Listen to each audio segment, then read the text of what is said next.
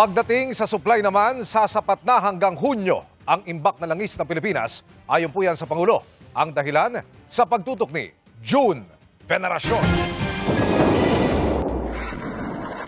Nang magsimula ang gulo sa Middle East,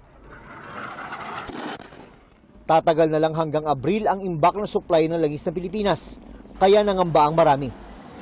Pero may dumating ng bagong supply, kaya sabi ng Pangulo, hanggang Hunyo na ang itatagal nito. Meron na tayong supply of crude oil, sufficient supply hanggang June 30. Pero patuloy pa rin ang ating paghahanap ng supply. Kasabay niyan ay nakatuon din ang gobyerno sa paghahanap ng paraan para mabawasan ang epekto ng pagmahal ng petrolyo.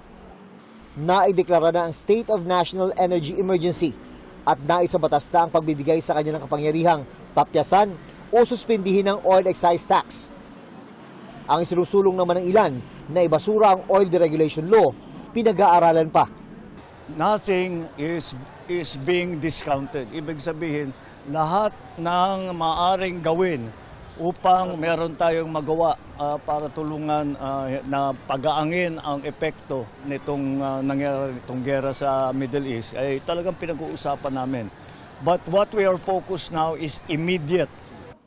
Sinabi yan ng Pangulo pagkatapos dumalo sa graduation ceremony ng Philippine National Police Academy silang paglaog class of 2026.